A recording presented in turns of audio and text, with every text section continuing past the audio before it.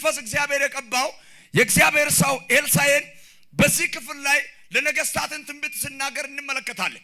ትንቢቱ በሰማሪያ ከተማ የነበሩት ነገስታት ኃያላን አሉ የተባሉ ሰዎች ሁሉ በእራብ በተጎዱበት ስሙኝ በእራብ በተጎዱበት ሰው እንቅስቃሴ ባጣበት ሚበላ ሚጠጣ ባጡበት ምንም አይነት ሰላም በሌለበት ከተማ ላይ የእግዚአብሔር ሰው ተለባብሶ ጫማ ጥልቆ ቀበቶን ወጥሮ ሽቅ ብሎ ወደ ቤተ መንግስት ጠጋ አለና እንደዚህ ብሎ ትንቢት ተናገረ። ነገ እንደዚሁ አይቀጥልም፣ ነገ መልካም ይሆናል አለ። አጥብላ ሶነ ካርግና ነገ እንዲሁ አይሆንም በሉ ሳንዘ ነገ ይቀየራል በሉት።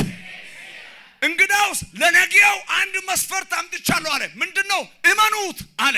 እመኑት። ቃል ውስጥ ዱቄት አለ፣ ምናገረው ቃል ውስጥ ገንዘብ አለ፣ ምናገረው ቃል ውስጥ ቤት አለ፣ ምናገረው ቃል ውስጥ እዳቸውን የሚከፍለው ከባድ የሆነ የእግዚአብሔር በረከት አለ። እመኑኝ አለ እና የንጉሱን እጅ ተደግፎ የነበረው ጀንደረባው ጠጋ ብሎ የእግዚአብሔር ሰው ኤልሳዕ ምን ያልክ ነው ስል አሁን ነገ አለ አንድ መስፈሪያ መልካም ዱቄት በአንድ ስቅል ሲሸመት አይቻለሁ አለ። ገበያው በሙሉ በዱቄት ሲጠለቀለቅ አይቻለሁ አለ። አይሆንም የሰማይ ማስኮት ቢከፈት ቢደረግለት አይሆንም ያለው ጀንደረባው ፊት እንደገና በአንድ ጣት ቆሞ የእግዚአብሔር ሰው ነብይ እንደዚህ ብሎ ለሰውየው መልስ ሰጠ። በአይኔ ትመለከታለህ ከዚያም አትቀምስም። የእናንተና የኔ ተስፋ አይሆንም የሚል አይቀምስ